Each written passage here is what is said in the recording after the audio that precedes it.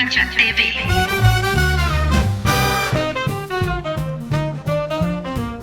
Les damos la bienvenida a Carpincha TV, tu podcast feminista, ecofeminista de confianza. Soy Guadalupe Cuevas. Y yo soy Lila Andrea, y la idea es poder hablar sobre las luchas ambientales desde una perspectiva federal y feminista en Argentina, porque no podemos defender lo que no conocemos. Este es nuestro episodio número 18 y vamos a hablar sobre el Día Internacional de Acción por el Clima. Sí, y cuando decimos acción, decimos lucha. Justamente hoy vamos a hablar de esa lucha que dan mujeres y diversidades a lo largo del país respecto del clima. Y no hablamos del clima político partidario, que en temporada electoral siempre sube la temperatura, ¿no? Sí, bueno, como sucede con la temperatura del mundo, gracias también a la mala acción o la inacción humana. Así es, y después tenés que escuchar a los negacionistas del cambio climático que no entienden o no quieren entender simples conceptos, ¿no? Como por ejemplo este año, por primera vez en la historia desde la era preindustrial, la Tierra aumentó su promedio de temperatura en 1,4 grados. Y nuestro país, en un gobierno que no quiere quedar atrás en nada de lo peor, lidera el ranking de la región con 0,9 grados por encima del promedio de los últimos 30 años. Pero por suerte, frente a este no tan esperanzador panorama, aún hay resistencias y alternativas que salen de los territorios. Y para hablarnos de esto, nos llega una videocarta de Beverly King, economista y docente de la UBA Sociales, de la Cátedra Cultura por la Paz y los Derechos Humanos, integrante de Diálogo 2000 Jubileo Suraméricas y parte también de la autoconvocatoria por la suspensión del pago e investigación de la deuda. Escuchémosla.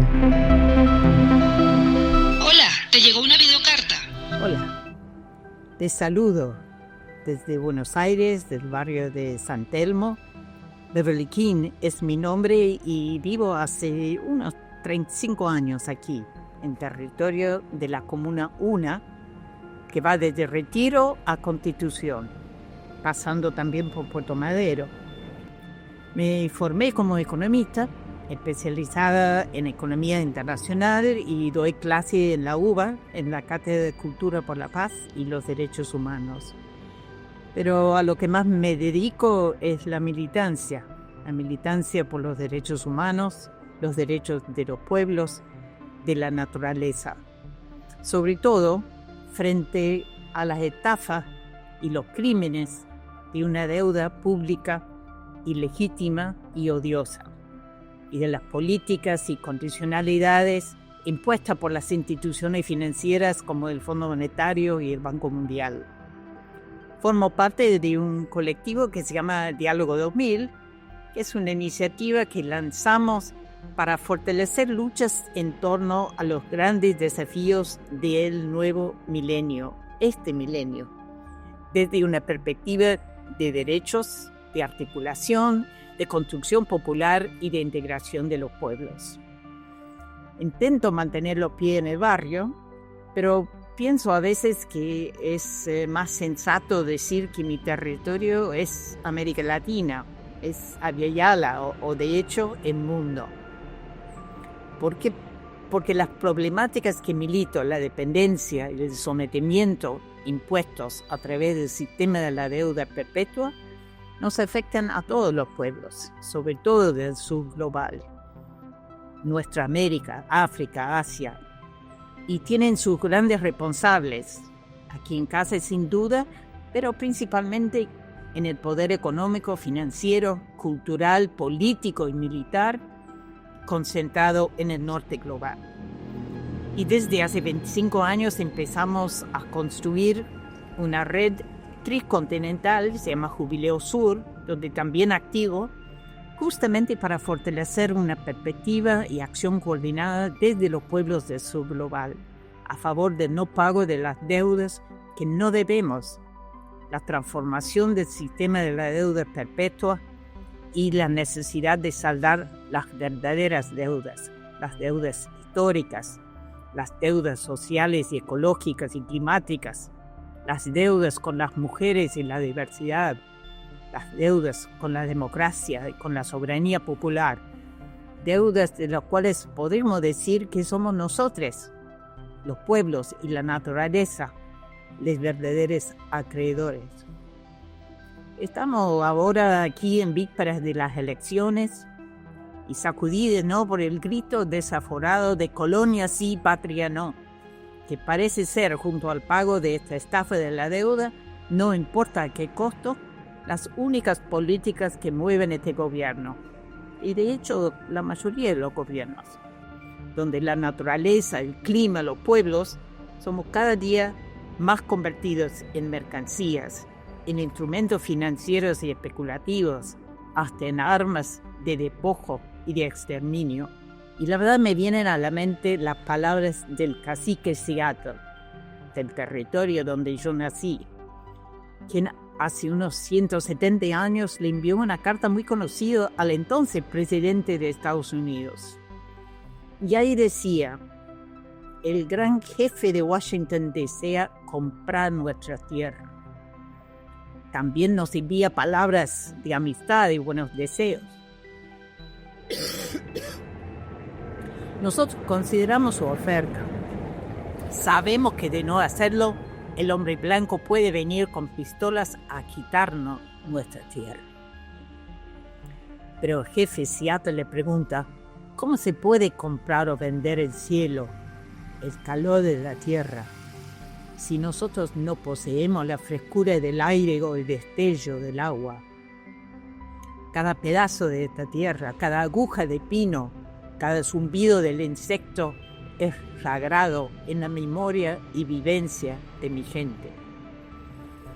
Militamos esto para recuperar una cosmovisión y una vivencia de unidad de los pueblos con toda la naturaleza, de lucha común en el sur global y en el mundo por construir economías al servicio de los pueblos y la naturaleza, en vez de pueblos y naturaleza al servicio del enriquecimiento de unos pocos, engrandecidos al calor del colonialismo, el extractivismo, el racismo, el patriarcado. No me cabe duda que sea posible el buen vivir, que se puede dejar de pagar lo que no debemos, dejar de ser colonia para vivir soberanamente, construir entre todos un presente y un futuro de dignidad y derechos. Eso lo militamos, eso lo convocamos, es eso lo que queríamos compartir hoy. Gracias. Potente, Beverly. Muchísimas gracias por esta videocarta. El sabernos colectivo nos trae fuerza para seguir luchando. Sí, y también el saber que las acciones contra el cambio climático aumentan es un alivio entre tanta mala noticia, ¿no? Hay mucho espacio que va interviniendo de diferentes maneras. Y mira, estamos como estamos gracias al consumo que lleva adelante el 10% de la población mundial, que es la que tiene mayores ingresos. Y es que para los pocos multimillonarios el cambio climático es un negocio. Y un negocio que está llevando al planeta a un punto de no retorno del cambio climático, ¿no? Con el deshielo irreversible de los polos, la degradación del Amazonas, el colapso de corrientes oceánicas que regulan nuestro clima y así un montón. Hay algunas personas, hay corrientes que dicen que no hay que hablar de estas cosas porque generan miedo y que el miedo paraliza.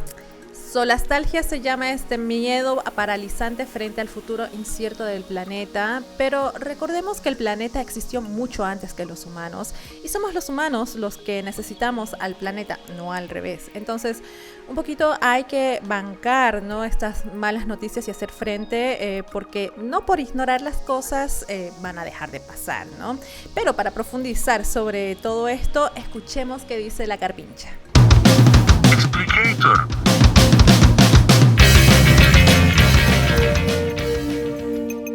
Cada 24 de octubre se conmemora el Día Internacional contra el Cambio Climático, una fecha vinculada al Objetivo de Desarrollo Sostenible 13, Acción por el Clima, que demanda la adopción urgente de medidas frente al calentamiento global. Esta jornada se instauró en 2009.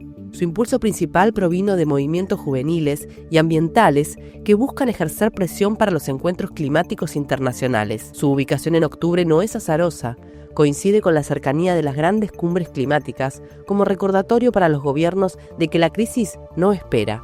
¿Qué revela la evidencia sobre el cambio climático? Los datos confirman que el cambio climático es una realidad verificable. La concentración de dióxido de carbono en la atmósfera alcanzó cerca de 423,9 partes por millón en 2024, tras un salto récord de 3,5 partes por millón en el último año y medio. Este nivel no se había registrado en al menos miles de años, lo que indica que el sistema climático opera ya bajo condiciones sin precedentes en la era humana. Los principales emisores siguen concentrados. En 2022, China representaba aproximadamente el 26% de las emisiones globales de dióxido de carbono, seguida por Estados Unidos con alrededor de 11%. En el plano social, la crisis climática agrava las desigualdades existentes. Quienes menos han contribuido a las emisiones y al mismo tiempo asumen mayor carga de cuidados, enfrentan primero los impactos. ¿Por qué adoptar una mirada ecofeminista en esta lucha? La emergencia climática no puede entenderse sin reconocer que el poder, el género y el territorio están interconectados. Las mujeres, particularmente en comunidades rurales o zonas vulnerables, suelen asumir la gestión del agua, los alimentos y los cuidados, lo que las sitúa en primera línea cuando la sequía, la inundación o el desplazamiento se provocan.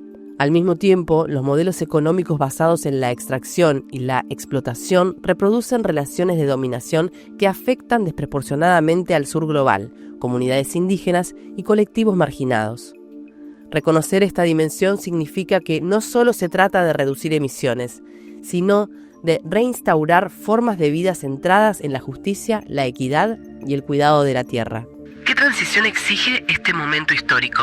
La urgencia exige varias líneas de acción: cambiar hacia energías renovables y de gestión comunitaria, garantizar que la transición climática sea también justa y no deje a nadie atrás, promover la soberanía alimentaria y la agroecología, reconocer la deuda ecológica del norte hacia el sur global y situar los cuidados en el centro de la economía.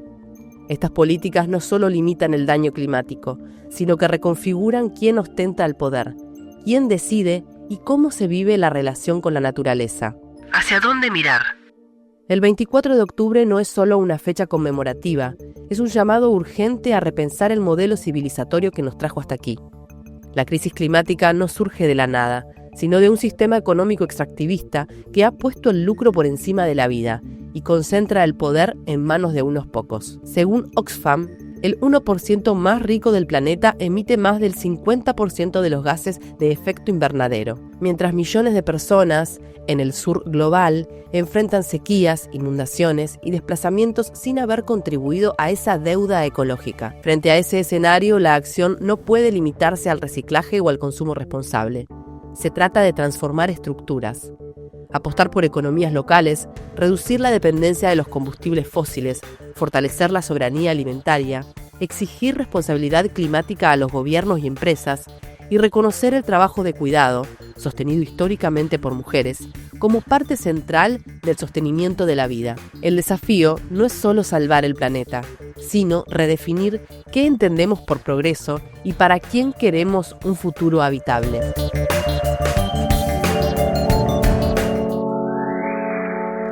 Bueno, como decimos siempre, la salida es colectiva y agrego algo, también es agroecológica. Sí, una de las formas de luchar es producir a través de la agroecología. En nuestro país, en noviembre es el mes para este tipo de producción y el año pasado se cumplieron 10 años de esta práctica. Hasta fines del 2024 había 200 productores con 100.000 hectáreas de productos agroecológicos. Y eso es porque hay personas que consumen, ¿no? ¿Será que la gente empezó a tomar conciencia sobre este tipo de alimentación? ¿Cómo saberlo, Lila? ¿Cómo saberlo? Esperemos fuertemente que sí. Ojalá, porque sostener este tipo de producción depende del aumento de consumo, obviamente de las políticas públicas, pero también del conocimiento de la importancia de consumir este tipo de alimentos. En este punto hay algunos episodios que, empiezan a unirse, episodios de Carpincha TV, digo, ¿no? Por ejemplo, frente a la acción ecocida en la Patagonia mediante incendios intencionales, la respuesta de muchas productoras y productores es a través de la producción agroecológica. Sí, los productores y consumidores, no las corporaciones, deben tener el control de la cadena alimenticia y determinar cómo se produce la comida. Y al fin y al cabo, el 70% de la producción de comida está en manos de las familias campesinas. Sí, y la lucha contra las corporaciones es fuerte acá y en todo el mundo. ¿Cómo olvidar ese episodio de Carpincha TV donde María Godoy, integrante de Madres de Ituzaingó, línea fundadora, nos contó la lucha de ella y muchas más contra Monsanto? Las mujeres siempre en la primera línea, ¿no? Y yo creo que siempre terminamos de encontrar un lugarcito desde donde activar para luchar por la acción climática. Y hay muchas instituciones, organizaciones, ONG que trabajan sobre estos temas. Y para contarnos un poco más sobre esto, tenemos un testimonio de Cecilia Reeves, bióloga y coordinadora del área Humedales para la Vida del Taller Ecologista de Rosario, Santa Fe. Escuchémosla.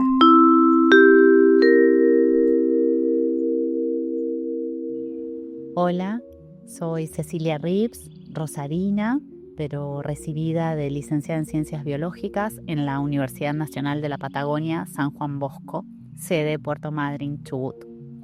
Vivo en Rosario y desde 2015 formo parte de Taller Ecologista, una organización socioambiental que este año cumple 40 años continuados de trayectoria de trabajo en la defensa del ambiente y los derechos humanos en Rosario y la región. Actualmente me encuentro coordinando el área Humedales para la Vida de la organización, pero el trabajo que llevamos adelante se organiza en 5 áreas más. Tenemos el área de tóxicos, de residuos, de educación socioambiental, de soberanía energética y de soberanía alimentaria. Pero además, de manera transversal a estas áreas, se trabaja desde el área de comunicación y desde el área legal. Taller Ecologista se formó inicialmente como un grupo de estudios, por eso su nombre, en temáticas ambientales. Y el activismo ambiental apareció en relación a las centrales nucleares, ya que en 1986 una central nuclear pensaba instalarse en Timbúes, a unos 40 kilómetros de Rosario, y un basurero nuclear en Gastre. A partir de allí empieza el movimiento activista en materia ambiental, socioambiental de nuestra organización. Se hicieron muchas y diversas campañas a lo largo de la historia de la organización, recolección de pilas de mercurio, basura cero, marcha de los barbijos, etc. Y durante muchos años Taller Ecologista fue referente en temáticas ambientales para los docentes de nuestra ciudad que se acercaban a la biblioteca de la organización en busca de material que en ese momento, a principios de los 80, era muy novedoso. Taller Ecologista posee desde sus comienzos una visión de las problemáticas socioambientales desde la óptica compleja, multicausal, entrelazando lo sociocultural con lo económico, político y ambiental.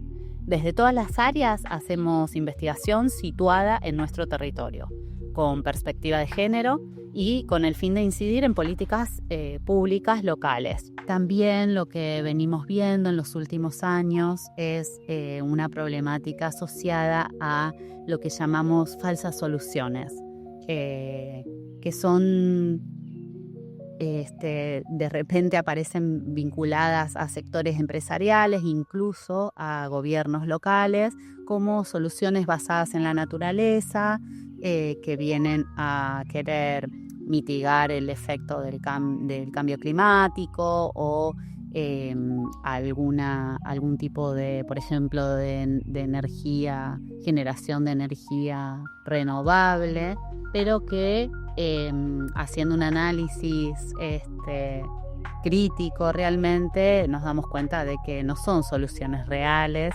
sino que son falsas soluciones que vienen a profundizar en realidad el problema. copiando modelos de otros países o de otras regiones, sin realmente trabajar con la comunidad y desde la comunidad para encontrar una solución al problema.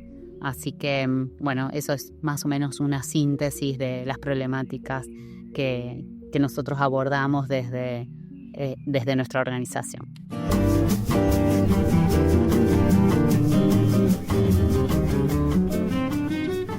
Llega el momento de nuestra entrevista en Carpincha TV y hoy está con nosotras Flavia Brofoni. Ella es activista politóloga, autora de los libros Extinción, la supervivencia de la humanidad está en juego, del año 2020, y su más reciente libro llamado Colapso, cómo transitar el umbral de los mundos por venir, del 2024. Es docente en la Universidad de Buenos Aires y en la Universidad Nacional de Córdoba. En 2019 inició el movimiento de acción no violenta Rebelión o Extinción Argentina. Muchas gracias, Flavia, por pasarte un rato a charlar acá por Carpincha TV.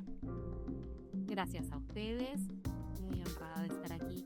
Muchísimas gracias, Flavia. Y bueno, tenemos muchas preguntas para hacerte, pero vamos a ir por la más urgente. ¿Qué es el colapso? Bien, lo voy a hacer súper sintético, tal cual hablamos, ya que escribí un libro que tiene como 400 páginas para explicar esto.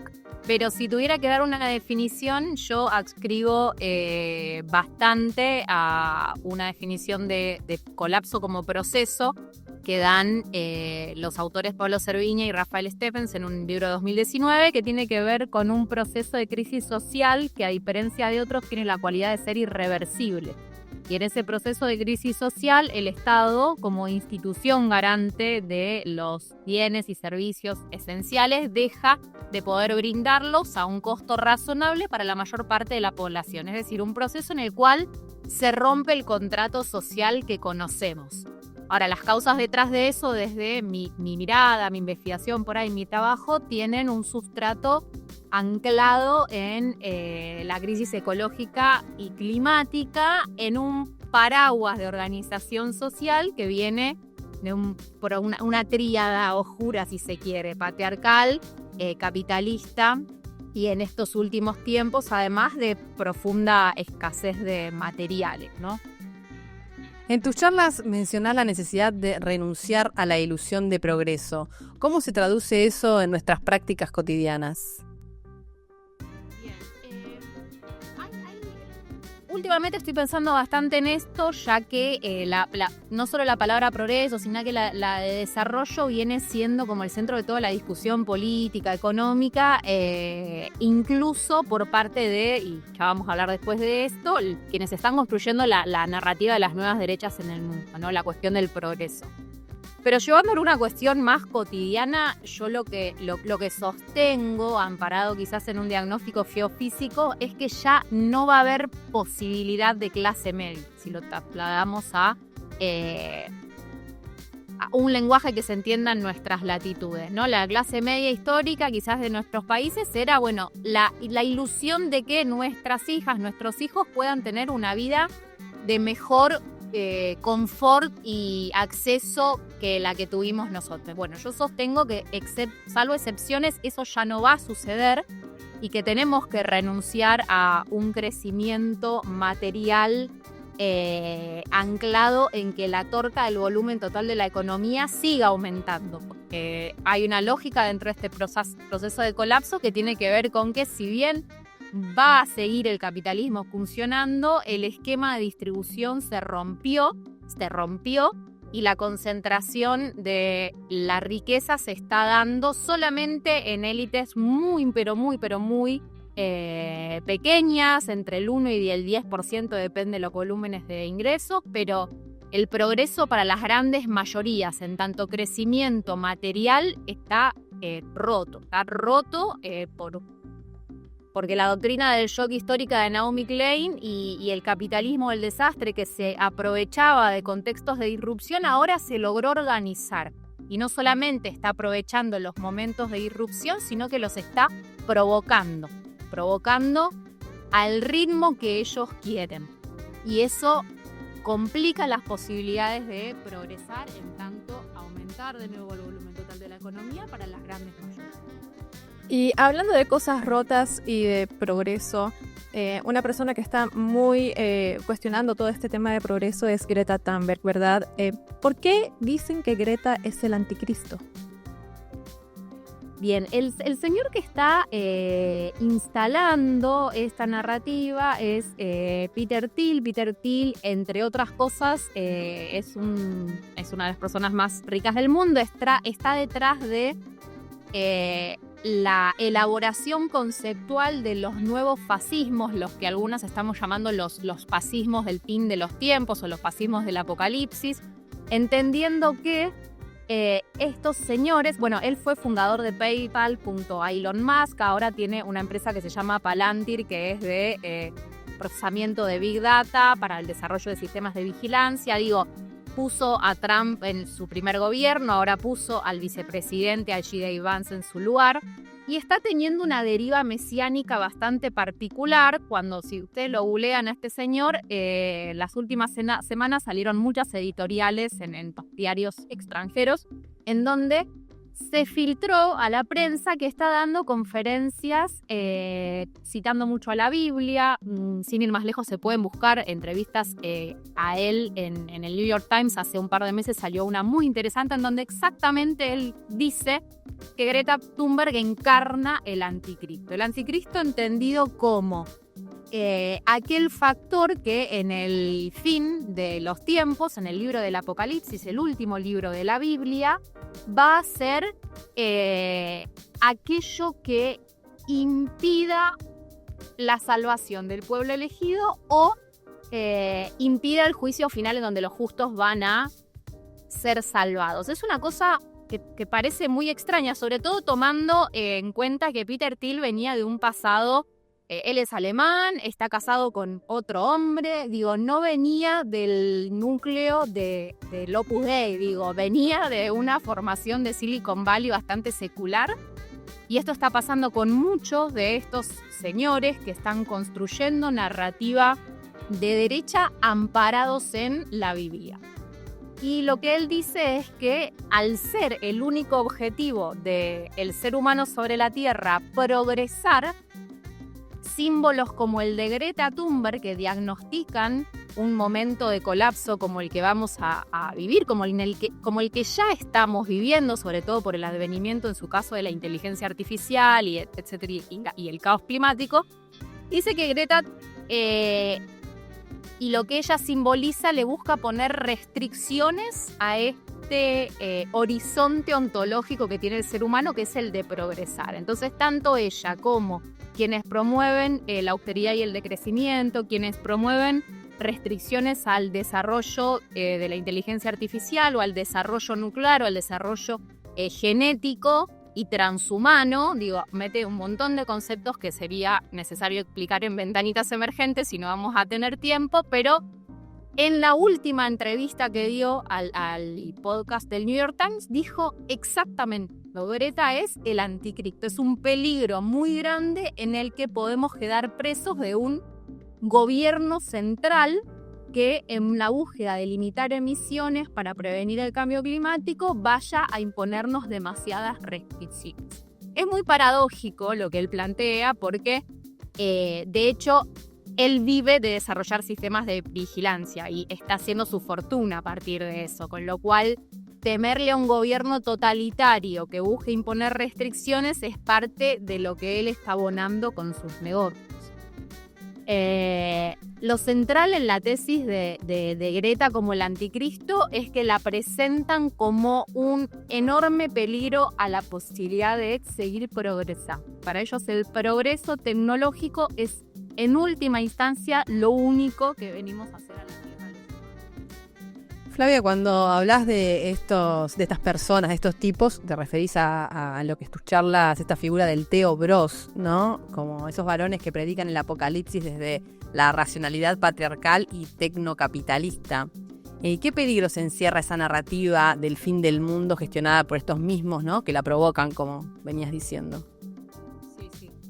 Yo estoy, a ver, acá tengo que reconocer que la piedra inicial en este en análisis la vio Naomi Klein. Ella viene desde hace varios meses destilando en diferentes notas el surgimiento de esta nueva corriente que venía siendo los tecnobros, ¿no? Los criptobros, los tipos que están haciendo mucha guita de la nada a partir del desarrollo tecnológico, en una narrativa a veces medio de coach y desarrollo personal y vamos que todo se puede, pero estos nuevos, los teobros, están teniendo lo que yo mencionaba antes, una fuerte tendencia a entender que la propuesta de mística que necesita este tiempo vuelve a sus orígenes bíblicos.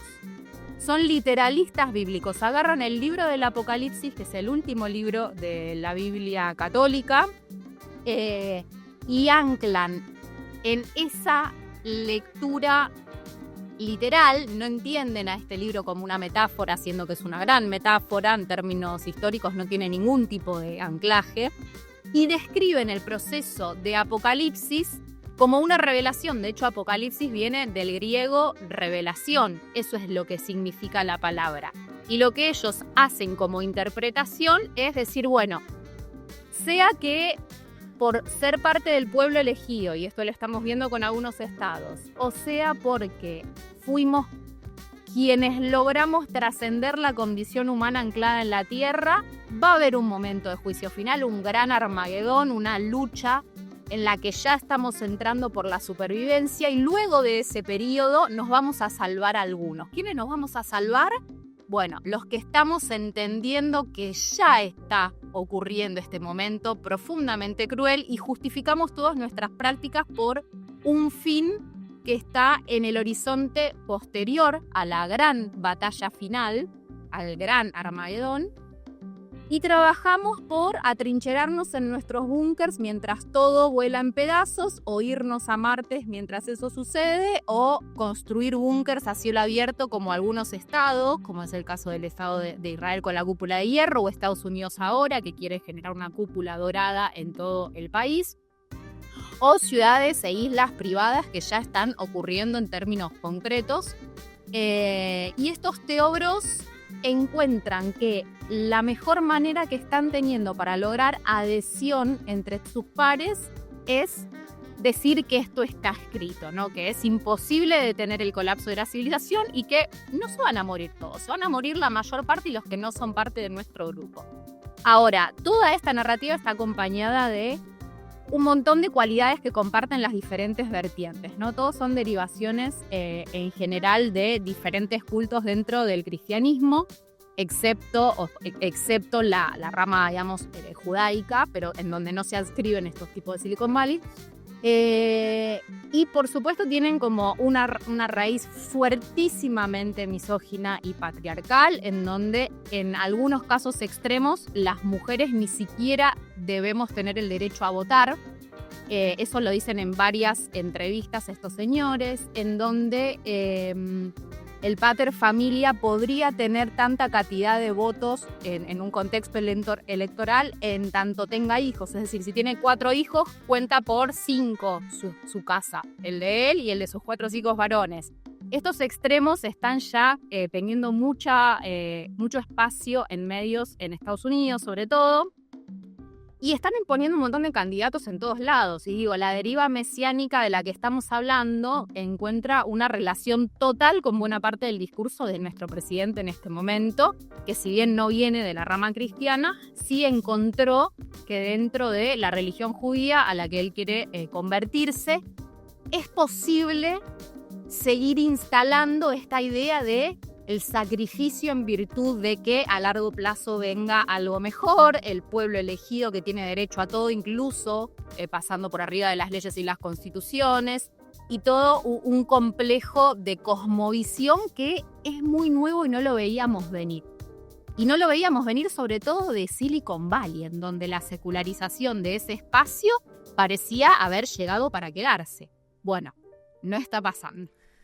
Sí, totalmente. Es bastante loco escuchar todo esto, ¿no?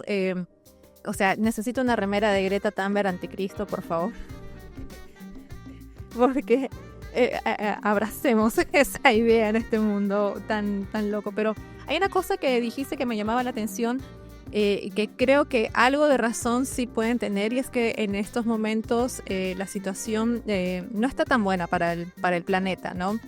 Si bien ellos, esta gente pretende acelerar todo eso para una destrucción final y su mesías y qué sé yo, en la realidad, en el mundo donde la gente no mesiánica vive, las cosas tampoco se sienten bien.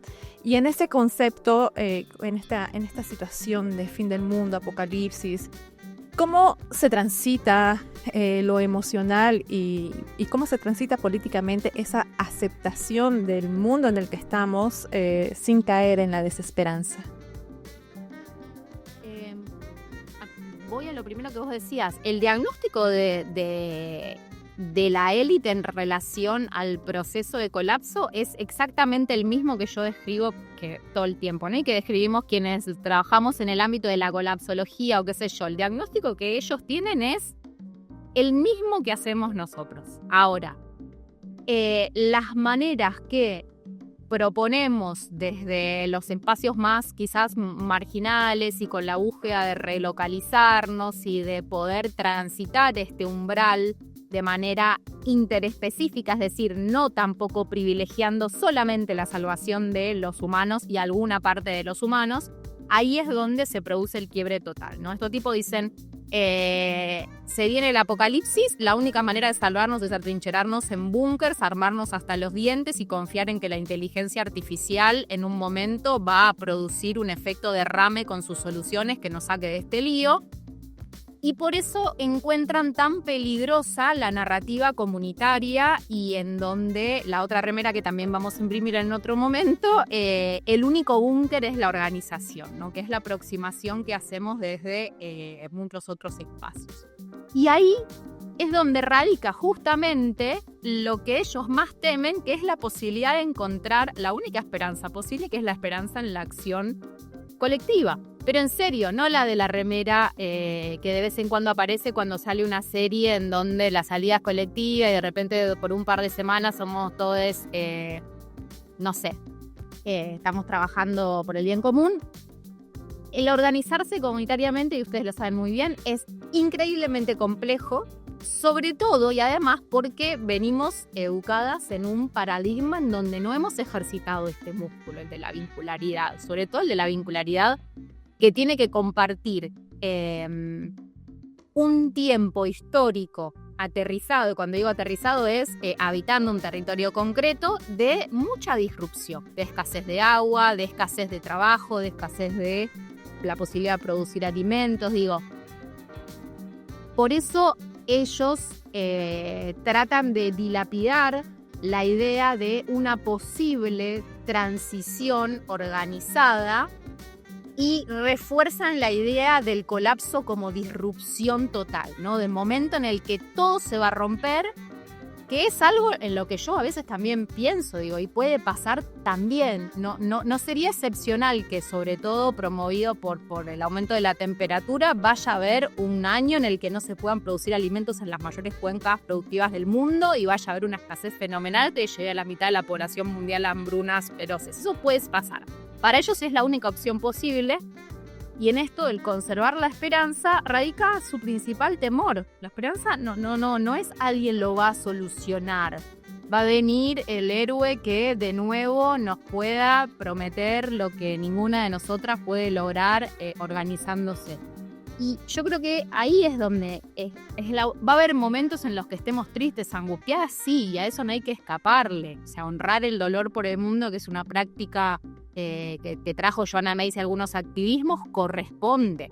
No podemos surfear sin más. O sea, el que no está ni un poquito angustiado ni un poquito triste no está prestando atención. Y el acompañarnos en esa emocionalidad también es parte de lo que están construyendo algunos espacios en donde asumimos que esa vulnerabilidad es parte de lo que somos también, ¿no?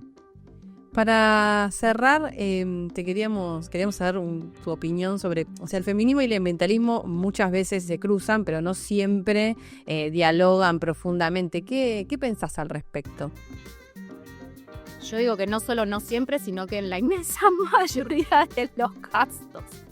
Siempre cuento que yo llegué antes al ambientalismo, al ecologismo, ¿no? Yo le decía que les voy a pues soy más vieja y digamos, yo soy ecologista, como cosa un poco más profundo, lejos de ser más light. Y después llegué al feminismo, fue al revés. El otro día, hablando con otras compañeras, esos cruces, desde al menos mi experiencia y mirada, inevitablemente terminan encontrándose para aquellas que quieren meterse a fondo en las implicancias de lo que trae un sistema de opresión como es el patriarcado, ¿no? Entonces, inevitablemente, quienes vienen militando en el feminismo y se van metiendo a desandar esas capas que tiene el patriarcado de oprimir, llega inevitablemente a cuestionarse los vínculos racistas, a cuestionarse los vínculos especistas, y ahí es donde ambientalismo y feminismo encuentran una intersección que para mí es inevitable, pero que para nada es evidente, ¿no? Para nada. Incluso la mayoría de las organizaciones ambientalistas todavía siguen teniendo un patrón y un paradigma recontra patriarcal. Y muchos espacios feministas están como no incorporaron que también hay un sistema de opresión enorme funcionando sobre las otras formas de vida. Claro. Y esos cruces están todavía rozándose poco. Sí, tal cual. Por eso nuestro eslogan es demasiado ambientalistas para el feminismo y demasiado feministas para el ambientalismo. Porque están haciendo punta fuertísimo, porque esto tiene que ser así. Sí, tal cual. Muchísimas gracias, Flavia. Ha sido un placer tenerte aquí en la Carpincha TV. Y definitivamente una de las voces imprescindibles para entender sobre todo con profundidad y bien adentro, ¿no? Un poquito con el corazón en la mano sobre las cosas que están pasando. Les recomiendo mucho los libros de Flavia, si tienen la oportunidad de leerlos, los textos, entrevistas y su podcast Colapsonautas. Muchas gracias, Flavia, por este rato con nosotras. Gracias, Ala.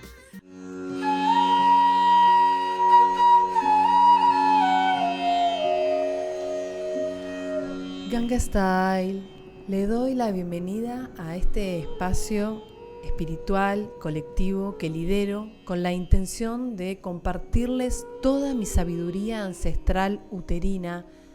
Mi nombre espiritual es Soja Texturizada. Y acá está mi némesis, Lila Andrea.